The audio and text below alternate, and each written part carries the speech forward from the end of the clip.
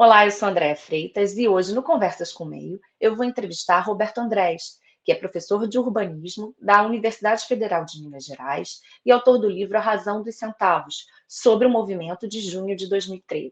A gente vai falar de mobilidade urbana, sobre como isso está por trás, né, está ali na fonte desse movimento que ocorreu há 10 anos. Vamos falar também do que aconteceu a partir de então, né, até a gente chegar ali à eleição do Bolsonaro, o governo passado, o fortalecimento do Centrão desde então, e vamos falar também da política recente do governo Lula de estímulo à compra de veículos, né, e como isso está na contramão do mundo em que a gente está aí buscando uma redução de emissões, né, tá na contramão de toda a questão ambiental e da própria lógica do transporte público que deveria ser priorizado. Fique aqui comigo que o nosso programa está só começando.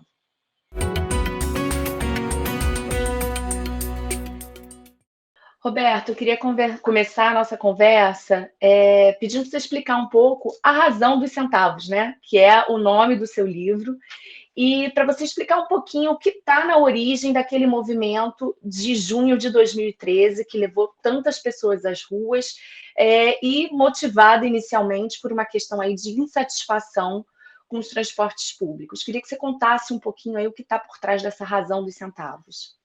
Perfeito. Primeiro é importante a gente lembrar que revoltas pela condição do transporte, né, pelas más condições do transporte público, elas são algo muito profundo, né, na linha histórica brasileira e remetem ao período imperial. Então, essa história, inclusive, não é muito bem contada, o que a gente pode analisar daqui a pouco a razão disso, mas já em 1880 eclodiu no Rio de Janeiro a conhecida Revolta do Vintém, né, pelo aumento de um vintém na tarifa do bonde. O bonde no Rio de Janeiro, naquela época, puxado por animais. E essa revolta foi uma revolta súbita, avassaladora, popular, né? A elite considerava um vintém era sinônimo, naquela época, sinônimo de ninharia, de nada, uma coisa irrelevante e insignificante. Para a maioria da população, aquilo foi um assinte, né, um peso significativo no bolso delas, e essas pessoas, então, foram para as ruas destruir os bondes, destruir, matar os animais, atacar os condutores, brigar com a polícia. Vários morreram nesse confronto com a polícia. Foram 3 dias em que o Rio de Janeiro se tornou uma praça de guerra. Isso pegou analistas e classe política de surpresa, abalou a popularidade do governo, né? No entanto, depois disso, o transporte não passou a ser tratado como um problema de primeira ordem, que mereceria um serviço público de maior qualidade. Então, ao longo do século XX, essas revoltas retornaram. E elas retornavam sempre assim, dessa maneira muito súbita, muito avassaladora, muito incompreendida pela sociedade, né? Quer dizer, aquela revolta eclodia, uma insatisfação se acumulava por anos, aquela rebelião eclodia, os problemas não eram resolvidos e a sociedade, de certa maneira, denegava aquela rebelião. Então, essa frase que a gente ouviu em 2013, não é por 20 centavos, é como se ela já tivesse sido dita na história do Brasil uma série de vezes. Esses aí são arruaceiros, esses aí são vândalos, são inconsequentes, esse populacho, né? Essa maneira com que a elite brasileira sempre tratou também os problemas dos mais pobres. Então, a gente teve ciclos em 1909 de levantes contra aumento tarifário, em 1930 em Salvador, em 1946 em São Paulo, no Rio de Janeiro nos anos 50. No Rio de Janeiro teve a Revolta das Barcas de Niterói, que incendiou a instalação da Companhia Cantareira. Depois você tem nos anos 70 e 80 isso explodindo o Brasil afora. Quando chega, então, a redemocratização ali, final dos anos 80, estabelece-se no Brasil uma lei que consegue, de alguma maneira, apaziguar essas revoltas por um tempo. Foi a lei do Vale Transporte. Quer dizer, ao garantir o Vale Transporte, ainda que pago pelo empregado, né, parcialmente, para uma parte significativa da população, essas rebeliões elas ficaram estancadas ali por 15 anos, até que em 2003, na revolta do Buzu, em Salvador, elas retornaram. Eu estou fazendo esse longo fio histórico, mas eu acho importante porque Claro, ele é pouco conhecido. E ele sem ser dúvida. pouco conhecido, eu acho que é um pouco sintomático de como a gente lidou com 2013. Né? Assim, a gente lidou também denegando as razões daquela mobilização. De 2003 em Salvador até 2013, essa década, ela é uma década de muita organização dos movimentos de luta pelo transporte. Em 2004 e 2005 acontecem rebeliões em Florianópolis, que fazem com que esses grupos, principalmente estudantis, ligados ao autonomismo, né, aquele pessoal que se inspirava ali nas disputas da virada do milênio, em Seattle, Uhum. etc., essa turma passa a se organizar mais e funde, em 2005, o movimento Passe Livre no Fórum Social Mundial em Porto Alegre. Esse Uhum. movimento, então, torna-se, né, uma organização federativa com núcleos locais que passa a se organizar pela questão do transporte Brasil afora. E ao longo né, dos dois governos Lula e do primeiro governo Dilma, a organização desses atores aumentou, outros grupos surgiram fora do movimento Passe Livre também, e a luta deles foi ficando mais intensa. Por volta de 2011, 2012, uma série de protestos, mobilizações contra aumentos de tarifa cresceram e foram bem-sucedidos. As razões disso a gente Uhum. pode olhar também na própria falta de tratamento do transporte público naquele período. Né? Uhum. Enquanto o país teve um boom de automóveis que prejudica, congestiona o trânsito, prejudica o transporte público, a gente não teve políticas para o transporte público. De modo que as tarifas, por exemplo, né, isso foi um estudo do IPEA na época, as tarifas de ônibus ali cresceram muito acima da inflação na década anterior a 2013. O tempo de deslocamento em transporte público dobrou em muitas cidades, o tempo médio. Então, em Belo Horizonte, por exemplo, que o tempo era de 36 minutos em 2002, passou para Uhum. quase 1 hora em 2012.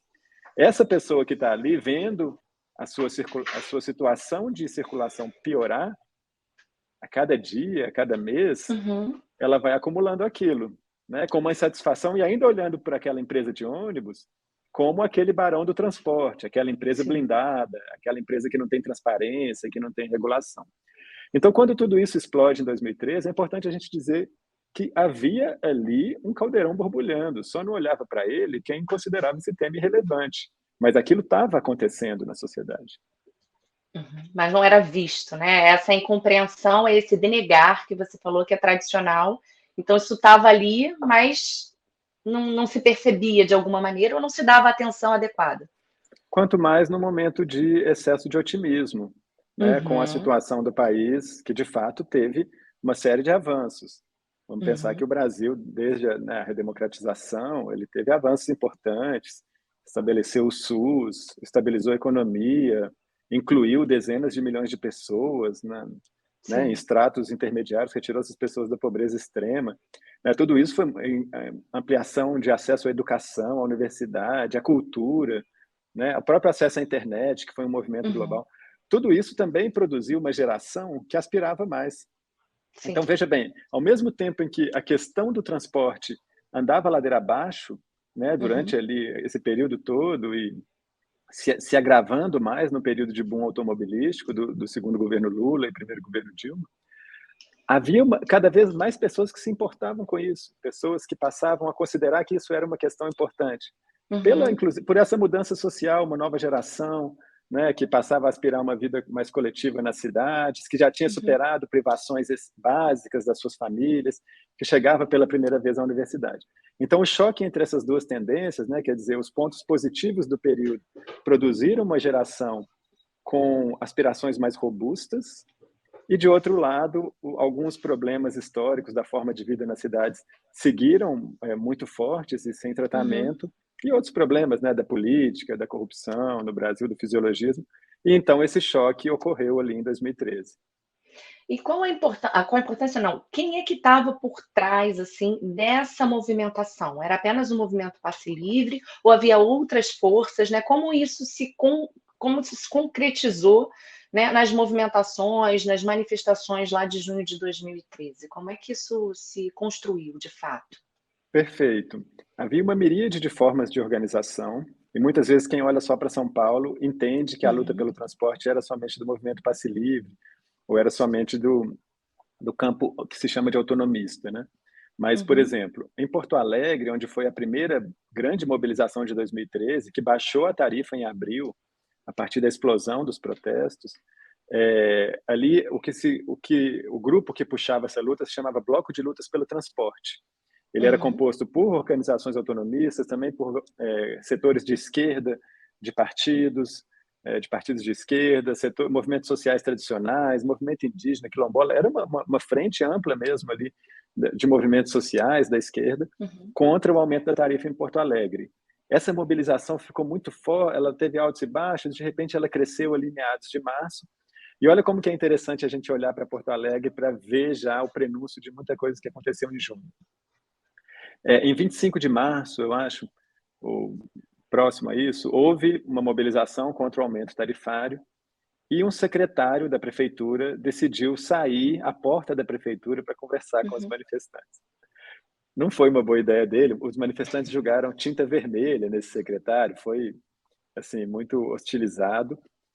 E, obviamente, a imprensa passou a jogar muita luz naquele caso e apontando, de fato, que os manifestantes estavam errados, né? Ao julgar ali, Claro. né? Ele veio para o diálogo e os manifestantes o hostilizaram. Hostilizaram. Então, a grande, né, a narrativa que se seguiu na semana seguinte era muito ruim para os manifestantes, né? Mostrava que eles estariam, né, perdendo a mão, errando a mão, evitando o diálogo, etc.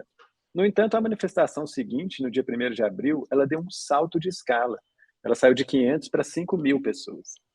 E já se registrava em Porto Alegre, nesse momento, no dia 1º de abril, muitos manifestantes com o rosto pintado de verde e amarelo, muitos manifestantes com a camiseta amarela da seleção, muitos manifestantes com cartazes de educação padrão FIFA, contra a corrupção, pela questão do transporte. Então, isso é muito interessante para a gente ver, porque isso aconteceu depois em junho em São Paulo, com outros elementos, e muita gente viu ali uma manipulação da direita ou da mídia, etc. É muito interessante ver que isso ocorreu em Porto Alegre, isso está registrado em livros de jornalistas, de relatos de ativistas, em fotografias. Ocorreu em Porto Alegre sem haver essa convocação da mídia. Quer dizer, parece que a questão do transporte foi capaz de acionar mais uma vez, mobilizar um manifestante menos politizado, que se solidarizou àquela causa, mas que também trouxe outras causas para a rua e que se somou ali àquele movimento. Então, havia esses grupos que puxavam, né, respondendo a sua pergunta inicial, e depois em Goiânia, ainda em maio, houve também uma mobilização que conseguiu reduzir a tarifa também. Então, quando ela aconteceu em São Paulo em junho, né, e muita gente viu aquilo pela primeira vez, nos 2 meses anteriores já havia ocorrido em outras capitais, e no círculo dos ativistas, isso era muito dito, isso era muito conhecido, esses ativistas circularam, eles viajaram de Porto Alegre para Goiânia, para o Rio, para São Paulo, para BH, nesses meses, para contar como tinha sido a luta, eles trocaram experiências, eles fizeram reuniões online. Então, em São Paulo se dizia muito, inclusive, no círculo dos ativistas, vamos repetir Porto Alegre, que é algo que mostra que havia, então, né, subterraneamente, em relação ao debate público, muita coisa se movendo.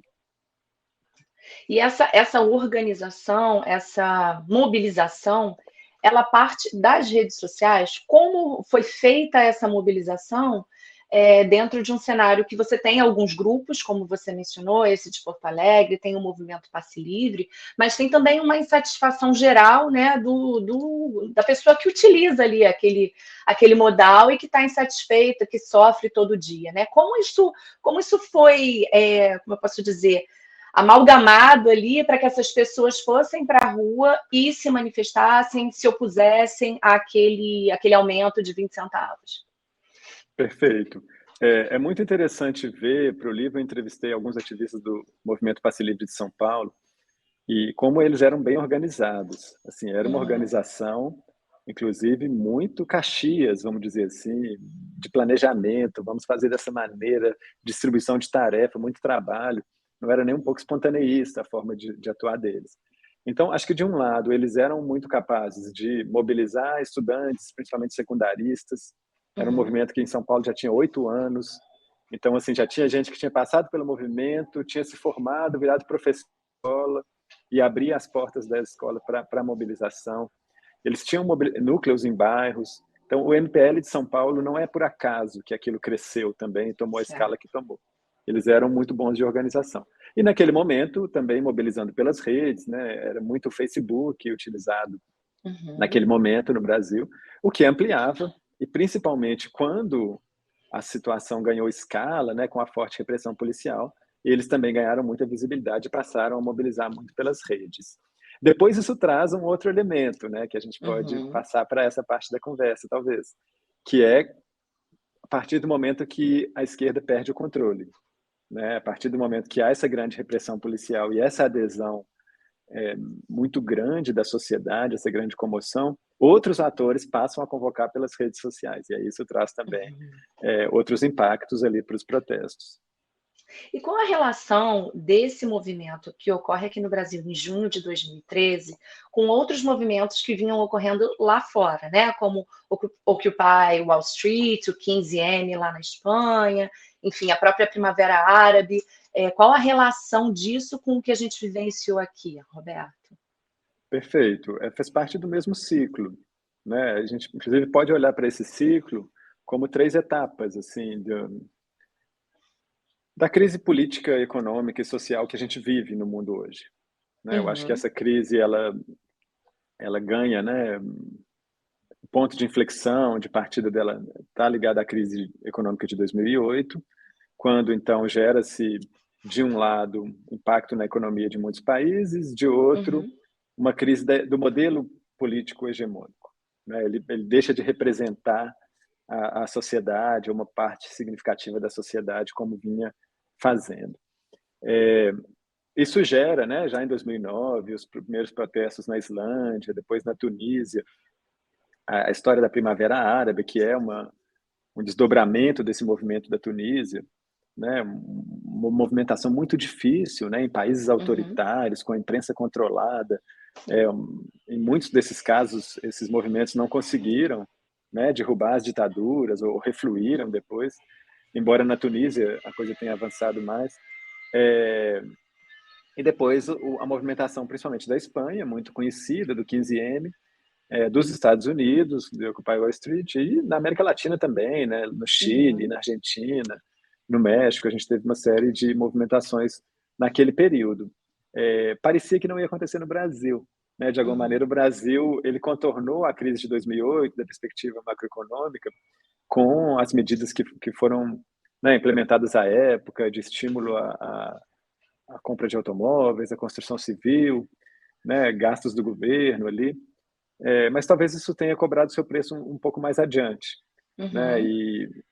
E havia também ali no Brasil, embora a situação fosse um pouco diferente, havia também os setores que estavam nas ruas eram muito parecidos, né? Que é principalmente a juventude, uma Uhum. juventude que a perspectiva dela está um pouco, de certa maneira, ela vinha num movimento de ascensão e de repente essa perspectiva ela se estagna e ela não tem muito para onde ir. Enquanto na Espanha e nos Estados Unidos esses jovens eram muito, né, em grande parte, desempregados, e isso faz Uhum. parte do enigma brasileiro também, porque aqui a gente vivia quase pleno emprego em 2013. Sim. Aqui a gente tratava de jovens de baixa remuneração, que tinham saído da universidade ou tinham conseguido entrar na universidade.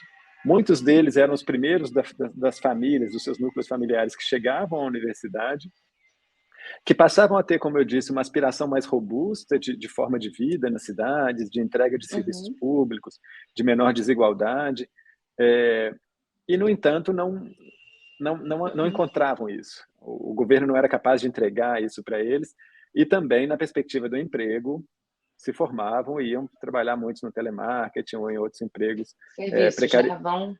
Vão para a área de Vão para a área de serviços. serviços, receber um salário mínimo e meio, né, que era a Uhum. média de 90% dos serviços que foram criados no período. Então, o público é parecido, embora o contexto seja um pouco diferente, né, desse Uhum. contexto da Espanha, dos Estados Unidos com o Brasil. Mas, de toda maneira, o elemento muito comum daquele ciclo todo é essa convocação pelas redes sociais, essa certa recusa às formas mais tradicionais de organização política, né, Uhum. e uma busca, com todos os problemas que tinha e as dificuldades, por uma certa democratização, né, dessa forma de fazer um movimento social. Isso também Uhum. marcou as potencialidades e as dificuldades dos movimentos daquela época. Agora, olhando para o hoje, né, esses 10 anos aí, as demandas que foram apresentadas lá naquele mês de junho, elas foram atendidas de alguma maneira, Roberto? Qual é o balanço em termos de atendimento das demandas que foram para as ruas ali? A gente teve muito pouca resposta institucional à altura do que estava sendo demandado, até porque o que estava sendo demandado demandaria um esforço institucional muito grande, né? Era uma Uhum. radicalização de características, né, de serviços públicos, de características da democratização brasileira, que demandavam algumas, talvez, rupturas ou mudanças em relação ao modelo vigente. Vamos lembrar essas demandas, porque hoje em dia isso está muito Uhum. confundido. Tem muita gente misturando o que aconteceu em 2015 com o que aconteceu em 2013, em 2016 ou em 2018. Esse Você falou achatamento em alguma entrevista sua, né, que o mês seguinte a junho de 2013 foi outubro de 2016, não é de isso? 18. Pois 18. é, tem Não, gente não é fazendo isso, né? tem gente fazendo esse achatamento da história, Uhum. mas se a gente olhar, vamos olhar de uma maneira muito objetiva para o período. Pesquisa Ibope em 8 capitais brasileiras no dia 20 de junho, né, que era o dia de maior explosão das manifestações, quando todos já falaram, agora não é mais a esquerda, a direita tomou as ruas, não sei o quê, Uhum. golpismo, tal. Quer dizer, aquele momento em que já não havia nenhum controle por parte dos grupos de esquerda que iniciaram os protestos. 37% dos manifestantes disseram que a pauta mais importante por estar nas ruas era o transporte público.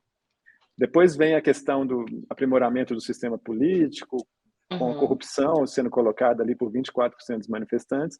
Depois a educação e saúde. Quer dizer, educação e saúde públicas.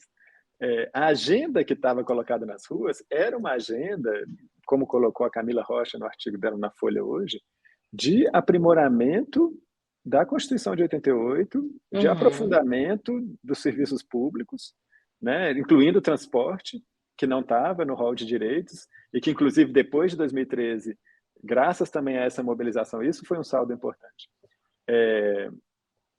Foi aprovado o projeto de lei da Luísa Erundina, que coloca o transporte como direito social no artigo 6º da Constituição. Isso foi aprovado em 2015.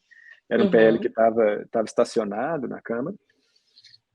Mas as respostas institucionais a isso, nós não conseguimos, dentro do nosso sistema político existente, com os atores, né, a maneira como eles estavam, trazer respostas efetivas para esses anseios. Também não estou dizendo que Uhum. as respostas eram fáceis, né? Claro. A negociação política ali, o Brasil começava a entrar num problema econômico, que o governo depois dobraria a aposta e ampliaria, né? Um problema fiscal. Então, é claro que aquilo ali não tinha resposta simples, mas é importante constatar que nós não conseguimos dar, né? Uhum. Algumas coisas aconteceram. Você teve redução de tarifa em mais de 100 cidades naquele primeiro momento, uma coisa inédita na história do país. No entanto, isso não gerou uma continuada política de melhoria do transporte público. Ao contrário, esse Uhum. problema foi mais uma vez denegado, e até hoje você tem muitos analistas que falam, não era o transporte, né? Apesar dessa pesquisa Uhum. Ibope mostrar para todos nós, à luz do dia, que isso era uma Uhum. prioridade para uma parcela muito significativa. Agora, tem uma repercussão que eu gosto que eu explorei no livro, que eu gosto que a gente pense, né, me inspirando aí, trazendo como referência pensadores como Immanuel Wallerstein e David Graeber. Esses pensadores vêm dizer que os grandes ciclos de protestos, né, pensando nos movimentos sufragistas, feministas, nos Uhum. movimentos por direitos dos mais variados, o movimento negro, os grandes ciclos de protestos desses movimentos, movimento ambiental, eles não produziram historicamente mudanças imediatas, eles Certo. institucionais, eles produziram mudanças de mentalidade. Eles permitiram Uhum. que ideias que eram colocadas antes como utopias ou como ideias impossíveis ou fora de lugar passassem a Uhum. habitar o senso comum da política, passassem a ser colocadas no tabuleiro. E aí, uma ideia que isso ocorreu, e ocorreu no Brasil de uma forma muito singular, é a própria ideia da gratuidade do transporte da tarifa zero. Então, quando os manifestantes de junho de 2013, o MPL e outros grupos, colocavam suas faixas por uma vida sem catracas, tarifa Uhum. zero, eles foram acusados de cabeça oca, de irrealistas, utópicos. Teve gente que brincou, viagem à Disney grátis, eu quero também.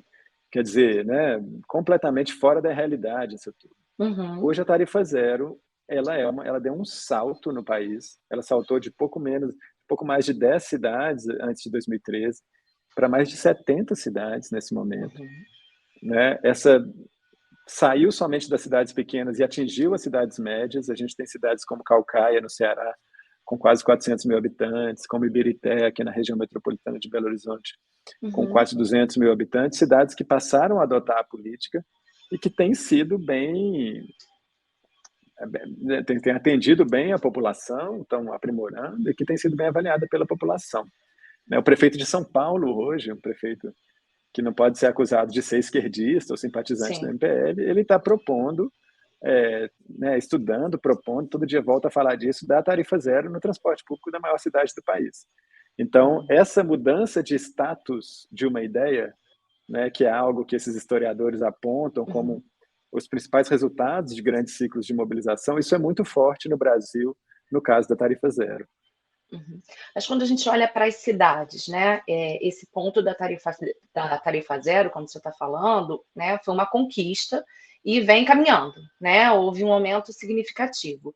Mas quando a gente olha para a estrutura, principalmente das grandes cidades, como Rio de Janeiro, São Paulo, a organização, né, vamos dizer assim, o privilégio do transporte público sobre o transporte individual, isso não andou, assim, não houve uma melhoria, não houve um salto nesse sentido. Hoje as pessoas continuam sofrendo, né? O BRT aqui no Rio é uma situação caótica, mesmo a linha 2 do metrô, a linha 4 funciona bem, né? Você consegue ir sentado, consegue ir num espaço adequado, né? Sendo respeitado, vamos dizer assim, dentro do uso daquele transporte. Mas se você pegar a linha 2, que é a linha que vai para o subúrbio, num horário de rush, é uma situação, você já tem que saber de que lado você sai, para você se posicionar na porta daquele lado, senão você vai perder a sua estação, né?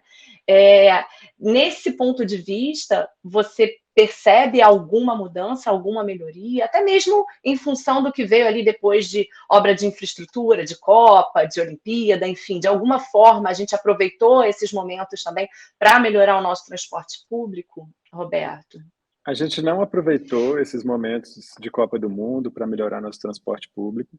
Aquilo foi uma grande enganação, assim, uma auto-enganação do país, acreditar que iria fazer obras em torno de mega eventos e que melhoraria as condições de circulação na cidade. Eu digo uma auto-enganação porque essa informação já estava disponível. Basta você ver o que foi feito em outros países os pesquisadores que olham para esse histórico, eles mostram que esse tipo de intervenção muito localizada em torno de uma avenida que leva ao estádio, ou uma linha de metrô nova que eventualmente vai conectar com um estádio aqui ou com um setor hoteleiro ali, isso não atende às demandas da maioria da população. Isso não é feito de uma maneira infraestrutural e continuada, né, para de fato melhorar a mobilidade urbana. Aliás, mobilidade urbana não se melhora tanto com obra. Isso também é uma coisa importante a ser dita. Assim, a gente precisa de uma boa política. É claro que obras de metrô são importantes, de trens, mas com obras rodoviárias não. E a gente fez muitas obras rodoviárias no país que acabaram estimulando mais o uso de automóveis. A gente não avançou nesse debate. E isso é um problema grave, porque quando a gente, né, volta a ter um governo progressista depois de um período de tragédia, né, no país, e esse governo, então, não está dando sinais, né, de que entendeu que o problema da mobilidade é um problema que atinge a maioria da população, que é um problema que não é solucionado com automóvel particular, porque a maior parte da população brasileira nunca vai ter dinheiro para comprar um automóvel particular, ou para pagar a manutenção, as prestações e tudo que isso demanda. E que também, se todas as pessoas no país circulassem de automóvel, ninguém andaria um centímetro.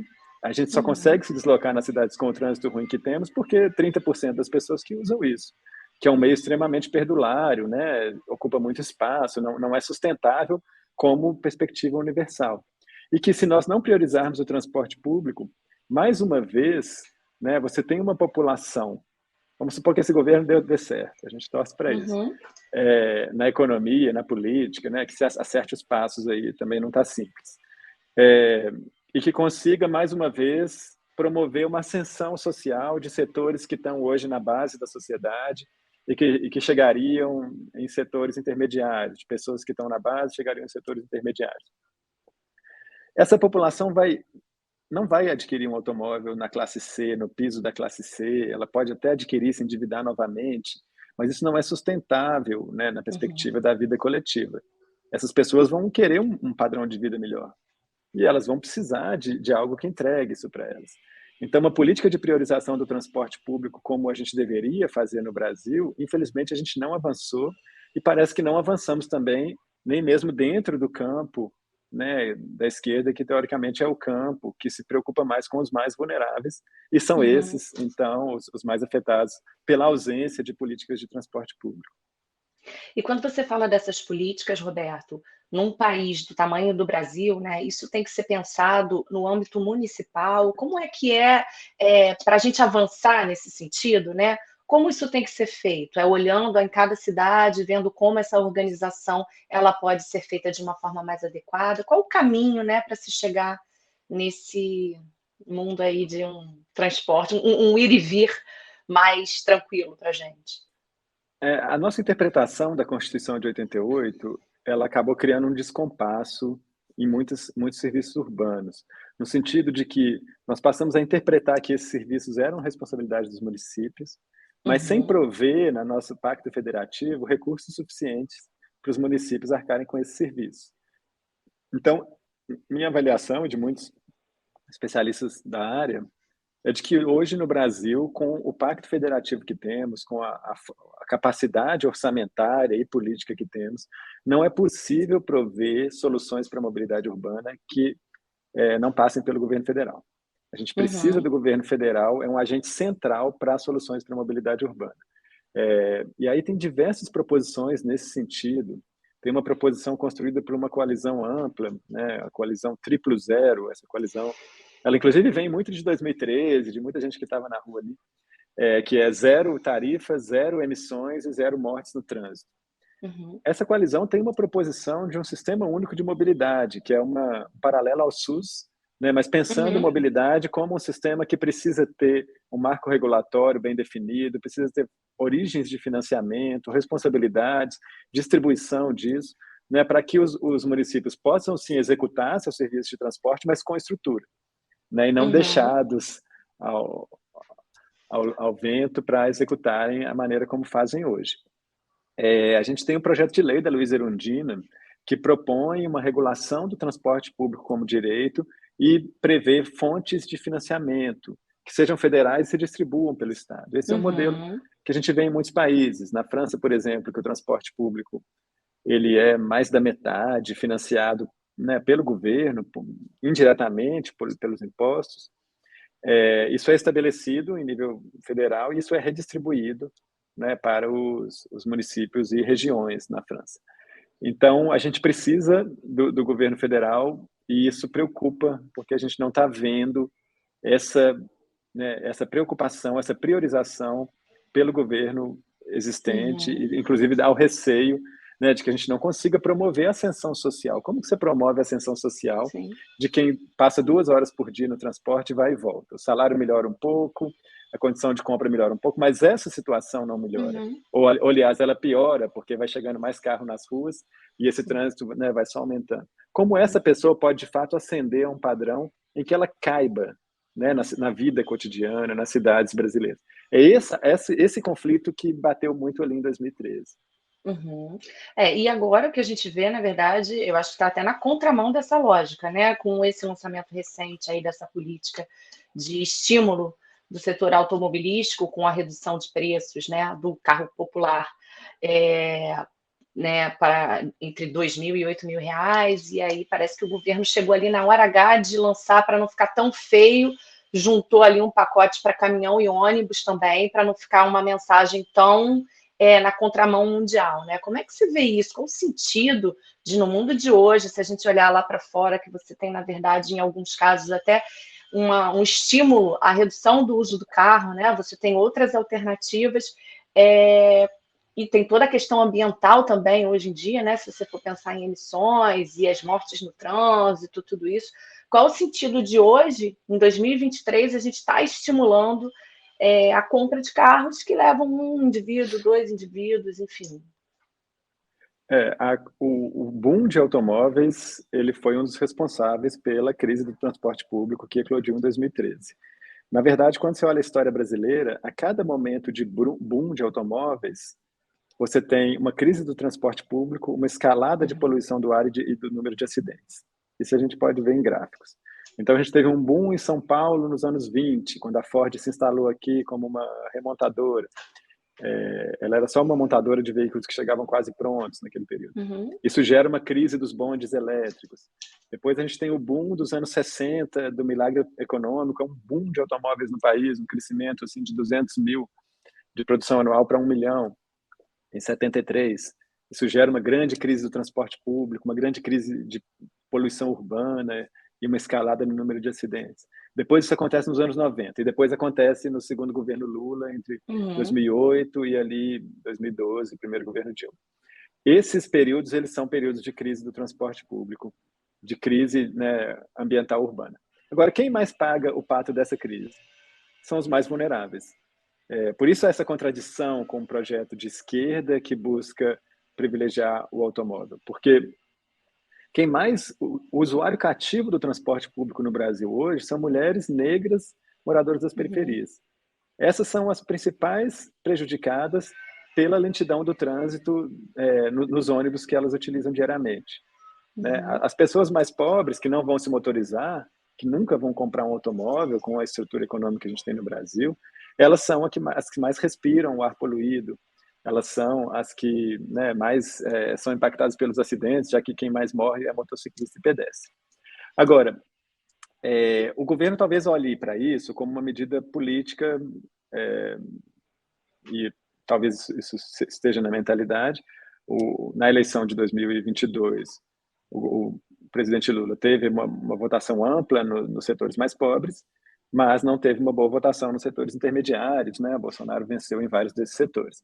E Uhum. talvez esse carro popular, que não é popular, é uma medida para classe média ou para classe média baixa, talvez, ele busque recompor, né, o apoio nesse setor. O Certo. que é uma medida duvidosa, já que isso já foi feito pelo governo né, nos períodos anteriores, e essa Uhum. população que, então, veja como esse é um mecanismo de gerar frustração. Né? Você diz para uma população, olha, venha por esse caminho, você vai ascender Uhum. socialmente, você vai chegar na classe C, você apelida essa classe C de nova classe média, e fala, agora, Uhum. mas para você ascender, você tem que contratar um plano de saúde privado, você tem que contratar uma escola privada, você tem que comprar um automóvel, você tem que ir para esse padrão aqui da classe média brasileira. Esse padrão não cabe no bolso dessa pessoa. E, além do mais, é uma Uhum. armadilha para ela, porque ela mora longe, o trânsito vai ser grande, vai gastar muita gasolina. Ele é um mecanismo de gerar frustração. Não é à toa que, né, essa população não se fidelizou, vamos dizer assim, a quem trouxe essas políticas, né, e acabou sendo arrastada para a extrema-direita. Uhum. Então, me parece também uma política um pouco de curto prazista. Né? Se o objetivo for conquistar esses setores, é possível, e deveria ser o objetivo, buscar políticas em que, de fato, esses setores caibam, né, de forma sustentável, né, com uma qualidade de vida que não se deteriore em poucos anos, ou não seja uma ilusão, né, aquilo que a filósofa Verônica Gago chama de otimismo cruel. Eu acho que o automóvel é um pouco isso, assim, né? A pessoa compra Uhum. achando que a vida dela vai melhorar, mas aquilo já vai se mostrando, principalmente para os mais pobres, um certo martírio, né? De Sim. endividamento, de não trazer todos os ganhos que parecia que ia trazer. Então, acho que mesmo da perspectiva política, há muitas controvérsias nessa aposta aí do governo. Não sei se eu vou falar uma besteira, mas eu acho que de 13 para cá, a gente viu também aí uma expansão de todas essas ofertas de aplicativos, né? E também dos motoboys que levam as pessoas para cima e para baixo. Queria que você falasse um pouquinho sobre isso, Roberto, porque me parece que é tanto uma alternativa de geração de renda, né? Porque essas pessoas saem às vezes do mercado de trabalho e veem no Uber, no 99, enfim, uma opção de geração de renda. E ao mesmo tempo, muitas vezes para a classe média que não quer se submeter a esse transporte, né? De lata de sardinha, enfim, de falta de dignidade no uso desse transporte, acaba recorrendo a um Uber ali porque é mais tranquilo, mais rápido, né, mais seguro, enfim. Queria que você falasse um pouquinho disso também, desse crescimento dos aplicativos como uma opção de transporte público. Não sei se o termo é adequado, usar transporte público para isso, né? Porque acaba que é muito individual também. Mas, enfim, queria que você falasse um pouquinho sobre isso. É muito sintomático que o Brasil seja um dos países com maior taxa de utilização de Uber e aplicativos similares no mundo. Isso mostra a falência do nosso transporte público, né? Porque a pessoa que adota esse aplicativo, ela não está errada, né? Ela está Uhum, medindo ali no dia a dia dela o que vai trazer melhor custo-benefício para o deslocamento dela. Então, se você tem um ônibus que custa 4, 5 reais, como é na maioria das capitais, se você vai se deslocar em 2, 3 pessoas, o uhum, ônibus vai ter que... As linhas estão lentas, estão passando pouco, você vai esperar 15 minutos no ponto, o outro você vai chamar na hora. Então, quer dizer, todos os cálculos que a pessoa faz para escolher esse aplicativo, eles são sempre comparativos com o outro sistema existente. E ao termos uhum. um sistema muito ruim, caro, que oferece um serviço ruim, né, com linhas cada vez mais demoradas, etc., você migra para, quem pode, migra para o aplicativo. Mais uma vez, não é uma solução sustentável, né? Quem percorre distâncias maiores, e geralmente quem percorre distâncias maiores, e aí também é um acirramento da desigualdade, geralmente quem percorre distâncias maiores é a população, né, mais pobre, então o Uhum. custo do aplicativo cresce ao mesmo tempo que aquela pessoa tem menos recursos para pagar. Então, para essas pessoas, não é uma alternativa cotidiana e as pessoas seguem refém do transporte público.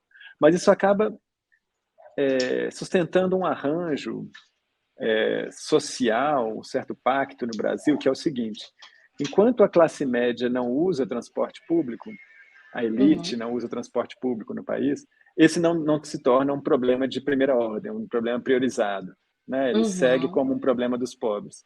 Então, os aplicativos acabam também servindo para isso, assim, para retirar ainda mais, né, a relevância do transporte público como um problema social, já que quem fica refém dele é cada vez mais somente a base da sociedade, né, grupos os mais vulneráveis. É um pacto muito excludente, né, que a gente precisa uhum. romper. Não quer dizer que a gente precisa proibir esses aplicativos. A gente precisa Claro. regular, taxar, com certeza. Eles fizeram lobbies aí para operarem sem pagar impostos, coisas, né, muito absurdas. Mas a priorização do transporte público e dos modos ativos de mobilidade, né, e melhoria das cidades, redução das distâncias, etc., é a única maneira sustentável da gente tratar com a mobilidade urbana. Agora, voltando lá para junho de 2013, né? E aí a gente olha depois a eleição do Bolsonaro, e como é que a gente chegou, né, nesses 5 anos, né, de 2013 a 2005. Queria que você falasse um pouquinho, Roberto, se há alguma ligação de fato entre aquele primeiro momento e o que veio depois, que você contasse um pouco como eu posso dizer, explicar um pouco essa linha histórica aí, né? Que depois tem 2014, 2015, enfim, queria que você explicasse um pouquinho isso para a gente. Eu tenho brincado que no Brasil é como se depois de junho de 2013 viesse agosto de 2016, né? E as pessoas estão Uhum, apagando tudo que tem no meio disso, né? É uma leitura muito interessada essa e curiosa, porque ela não bate, inclusive, com as leituras que se faz nos outros países. A gente falou de ciclos de mobilizações, né, de 2011 a 2013, que uhum, ocorreram em diversos países, e esses ciclos fizeram parte de uma linha histórica que a gente falava há pouco, né? Você uhum, tem a crise, o momento da crise, ali no final, né, 2008 a 2010, a crise eclode, uma crise econômica, uma crise de hegemonia. Você tem, então, as respostas a essa crise, num primeiro momento, progressistas, um pouco desorganizadas, dos movimentos que estavam sendo capazes de puxar isso, mas todas elas com um viés progressista, de mais direitos, né, de romper com essa crise. Essas respostas de mobilizações, elas raramente conquistam mudanças concretas, o que é uhum, normal, né, também. Nenhuma delas deve ser responsabilizada por isso, não é sobre isso. É assim que se funciona, né? Quando há conquista, isso é mais exceção, diz respeito a uma certa confluência ali entre a capacidade daqueles movimentos e atores políticos capazes de fazer a uhum, ponte com a política institucional, né? Não é simples, e depende muito de outros atores também.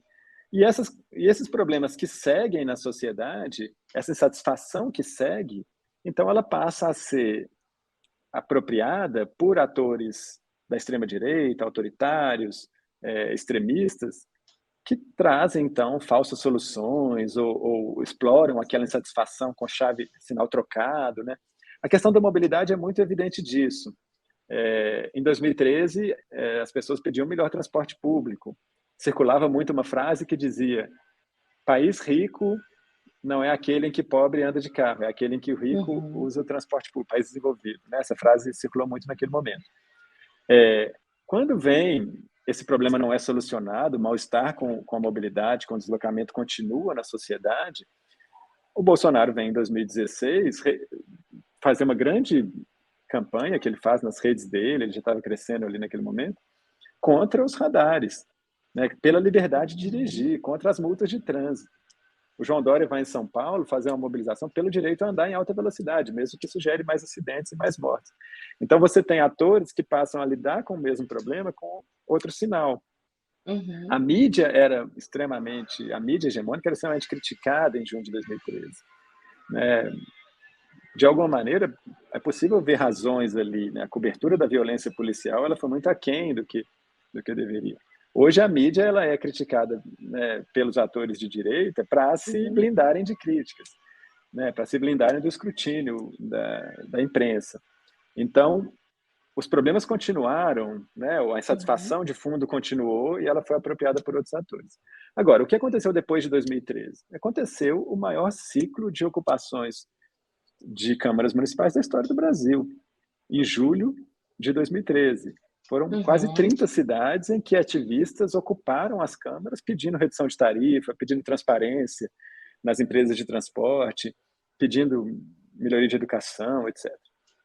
No segundo semestre daquele ano, houve uma série de mobilizações, no Rio de Janeiro, inclusive, acamparam na porta da casa do governador da época, Uhum. né? Greve de professores com 100 mil pessoas em outubro, depois a greve dos garis, lá no início do outro ano, aqueles rolezinhos que aconteceram pelo Brasil. Você teve uma série de mobilizações.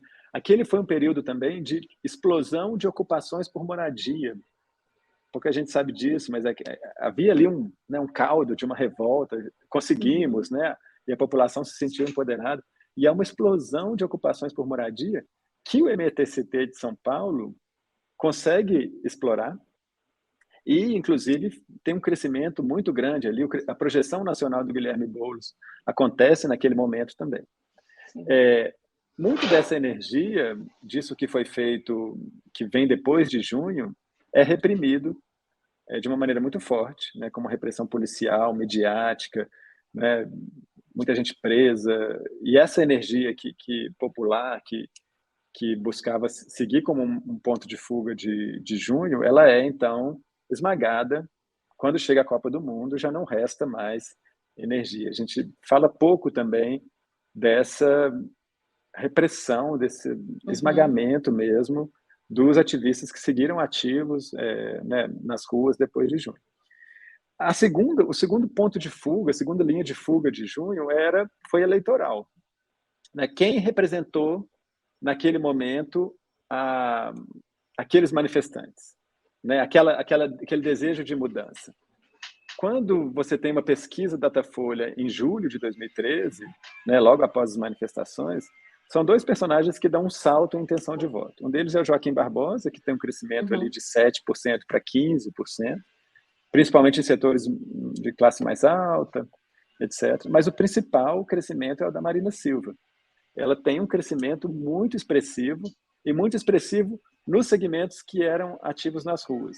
Jovens de alta escolaridade, que já estavam na universidade, mas de remuneração baixa ou intermediária, Uhum. moradores de centros urbanos.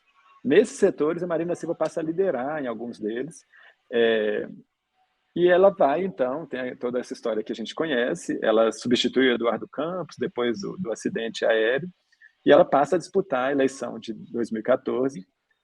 E aí, quando ela está naquele momento, à frente da Dilma Rousseff na pesquisa, se você olhar mais uma vez para o perfil do eleitorado dela, esse eleitorado Uhum. de junho era muito significativo. Ela estava mais à frente ainda. Esse Uhum. eleitorado jovem, de setores intermediários ou médios, com alta escolaridade, morador de centro urbano, era o segmento em que ela pontuava melhor. Quer dizer, ela representava, de certa maneira, uma parte significativa, ou ela foi quem melhor representou aqueles manifestantes. E, mais uma vez, essa alternativa foi esmagada com uma violência política expressiva, né? muitos julgados abaixo da cintura. Então, eu gosto de mostrar no livro como o esmagamento dessas duas linhas de fuga criou um vácuo, né, mas o vácuo político, mas o sentimento de insatisfação continuou. Depois ele foi apropriado pela Operação Lava Jato, por novos atores, né, do campo da direita, por novos atores que souberam mobilizar para as ruas. Mas contar a história sem falar desses dois esmagamentos é uma maneira também de esconder, né, e de ligar junho de 2013 a 2015 de uma maneira que não faz sentido quando a gente olha para os dois períodos. Nesse pós-13, né, no que vem aí depois, uma das coisas que surgiram, principalmente ali no período da eleição, da campanha eleitoral que levou à eleição do Bolsonaro, tinha, né, a coisa, não, ele não é político, ele é diferente, né, um pouco como se ouviu em relação ao Trump também, né, ele é diferente, ele não é que nem os outros.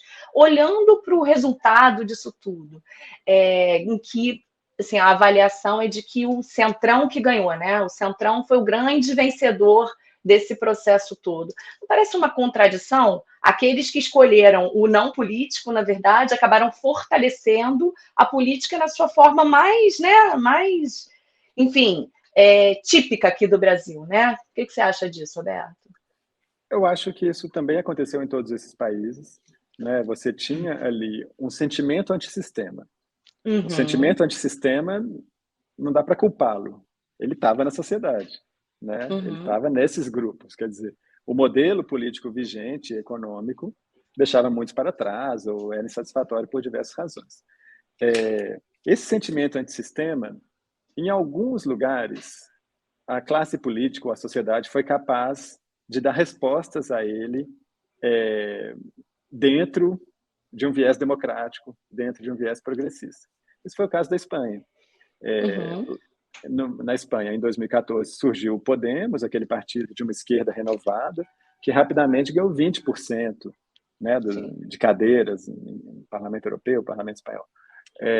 E depois, em 2015, vieram as candidaturas municipalistas que venceram Madrid, Barcelona, diversas cidades, também pessoas que vinham da cidadania, da atuação em movimentos, em organizações, etc.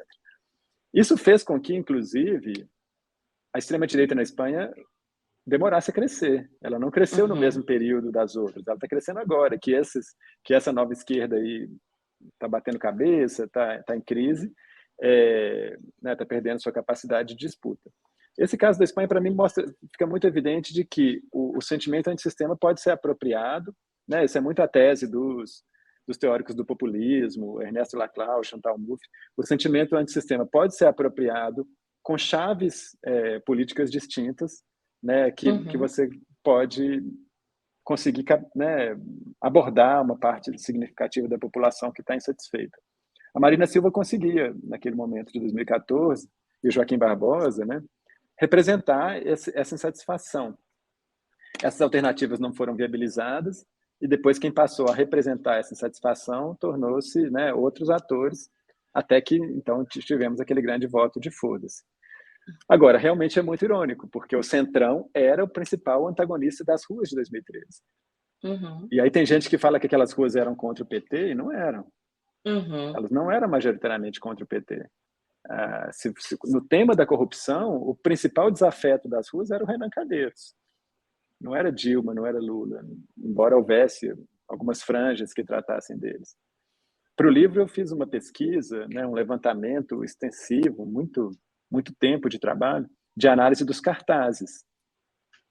Porque os cartazes colocados, né, individualmente foram uma marca também desse ciclo de manifestações, que tem a ver com as redes sociais, né, cada um expressando sua opinião, ao invés de uma organização com a faixa, né, cada um ali nesse modo de atuação. Essa análise dos cartazes, ela mostra que não havia um discurso de extrema-direita significativo em junho de 2013. Os discursos de ódio são 8 cartazes e mais de 6.000 que a gente catalogou. Nossa. Eles não eram representativos. O PT não era o principal alvo das ruas. Não era mesmo. Quem está dizendo isso, isso se vê também nas pesquisas de opinião, Ibope, Datafolha do período. Os cartazes, de certa maneira, eles reforçam essas pesquisas. O deputado federal Marco Feliciano, foi mais criticada em 2013 nos cartazes do que a Dilma Rousseff. Um deputado federal foi mais criticado do que a presidente da República, porque ele tinha aquele projeto de cura gay, né, que era uma proposta de fato absurda, e que havia uma grande mobilização de uma juventude progressista, da agenda feminista e LGBT, que passou a tê-lo como um grande antagonista quando ele tinha, né, vencido a presidência da Câmara, a presidência do Conselho de Direitos Humanos, da Comissão de Direitos Humanos da Câmara de Deputados, e então ele era o principal antagonista político que recebeu mais crítica nesse banco de dados de cartaz. Isso tudo para a gente ter uma memória daquele período de que essa insatisfação, esse modo de, né, da sociedade se rebelar contra o sistema como um todo, ele pode assumir direções políticas distintas. E muitas vezes, quando a gente não consegue, né, conduzi-lo, né, para um viés progressista, ele pode sim ser facilmente apropriado por figuras extremistas de direita. Agora, sendo o Centrão o principal alvo das manifestações de 2013, esse Centrão soube se camuflar, né, trocou o nome de seus partidos, alguns que chamavam siglas, agora chamam nomes, que inclusive tem um que é o Podemos, né? Ele copiou o modelo espanhol, e outro chama Avante, e tem vários outros nesse sentido. Tiraram o partido do nome, né? São partidos, mas sem o partido no nome. Se o problema é o partido, eles foram lá e tiraram o partido do nome. E com o governo Bolsonaro, que foi um governo de um presidencialismo muito fraco, eles ganharam poder no parlamento e hoje eles são mais fortes do que eram. O que é, sim, uma marca curiosa, contraditória, mas que também não é, de maneira alguma, única. A gente vê outros momentos na história em que certos avanços sociais, certas investidas sociais não encontram respaldo institucional para se canalizarem e acabam sendo sucedidas pelo setor que estava sendo alvejado, dobrando a sua aposta e até se fortalecendo. Para a gente finalizar, Roberto, hoje, na perspectiva das cidades, né, qual é o maior desafio? Continua sendo a mobilidade? Do seu ponto de vista, quando a gente olha para as cidades, qual é o maior desafio? A gente tem um desafio conjugado entre mobilidade e moradia, que eram dois temas ali, né, um muito forte em 2013, o outro no ciclo em 2013 e 2014. Mas isso tem a ver com um desenho de cidade que interessa a poucos. É importante a gente ver, assim, há uma relação entre a cidade que é ruim para a maioria da população e o interesse de alguns poucos que conseguem esse interesse por meio da blindagem política. As empresas de ônibus são características disso, as construtoras, as grandes empreiteiras são outras, né, são marcantes. Então, as cidades brasileiras elas são caóticas para a maioria da população, mas elas não são caóticas em relação a certos interesses, né, de alguns grupos muito específicos que se blindaram e que conseguem ter um acesso à política, né, privilegiado. Então, não é à toa também que muitas vezes a insatisfação com a forma de um serviço público eclode junto com uma insatisfação, uma indignação com o privilégio daquele grupo econômico que se beneficia daquilo. Por isso, a questão da corrupção, às vezes, emerge junto com a insatisfação da cidade. Né? Então, os barões do transporte, a caixa preta do transporte, ou as empreiteiras que queriam construir lá no Recife, no Cais José Estelita, que gerou o movimento do Ocupa Estelita. Esses grandes movimentos de direito à cidade, eles lidam também com um antagonismo político com esses atores que muitas vezes corrompem o Estado. Isso é importante a gente entender também, até para olhar para a junho de 2013. De fato, é difícil imaginar uma melhoria infraestrutural das cidades brasileiras sem uma atuação do Ministério das Cidades, né, no sentido de induzir, né, financiar, subsidiar, estruturar proposições que tragam, de fato, melhorias para a maioria. Então, esse segue sendo um desafio, já que o Ministério das Cidades, né, a gente teve mudanças importantes, né, nesse governo Lula atual para os anteriores, né, no sentido da agenda ambiental, da agenda indígena, da agenda racial. Essas agendas, nos últimos 10 anos, transformaram muito no campo progressista brasileiro, ganharam espaço, mas a agenda urbana, curiosamente, não ganhou o espaço que deveria ganhar. Então, a gente segue com essa bomba relógio das cidades, né, que ela estrutura a vida cotidiana da maioria da população. Roberto, muito obrigada, foi ótimo o nosso papo. Muito obrigada. Valeu, um prazer conversar aqui com vocês.